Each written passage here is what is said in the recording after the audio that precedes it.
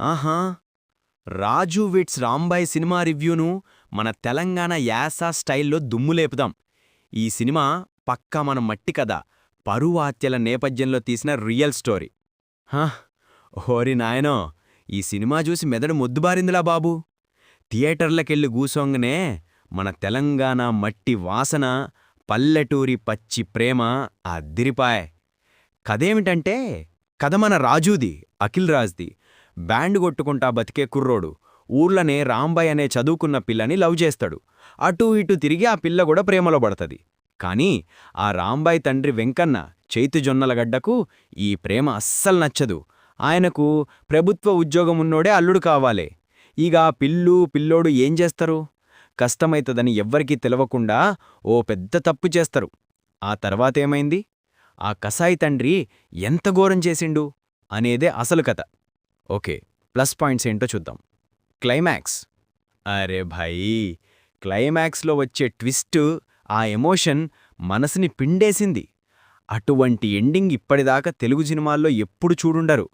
ఇదొక్కటి సినిమాకు నిజమైన బలం. నటన అఖిల్ అండ్ తేజస్వి కొత్త పిల్లైనా సరే మంచి పల్లెటూళ్ళు పిల్లల లెక్క జీవించిండ్రు. అఖిల్ నటన ముఖ్యంగా ఎమోషనల్ సీన్లలో అద్భుతం. సంగీతం, పాటలు, సురేష్ బొబ్బులి పాటలు, బ్యాక్గ్రౌండ్ మ్యూజిక్ పల్లెటూరి ఫీల్ని తెచ్చింది. పాటలు పకడ్బందీగా ఉన్నాయి. చైతు జొన్నలగడ్డ వెంకన్న పాత్రలో చైతు అద్రగొట్టిండు. ఆయన క్యారెక్టర్ చూస్తే చిర్రెత్తుకొస్తది, కాని నటన మాత్రం సూపర్. ఇక మైనస్ పాయింట్లు ఏం తగ్గించినారు? నెమ్మదిగా నడుస్తది. ఇంటర్వెల్ దాకా కథ కొంచెం బోరింగ్గా, స్లోగా అనిపిస్తది. కొత్తదనం పెద్దగా ఉండది. చిన్నపిల్లల ప్రేమ వ్యవహారం లెక్క నడుస్తది. కొన్ని సాగదీసిన సీన్లు, మధ్యలో కొన్ని కామెడీ సీన్లు, పెట్రోల్ బంక్ ఎపిసోడ్ అస్సలు అవసరం లేదనిపిస్తది.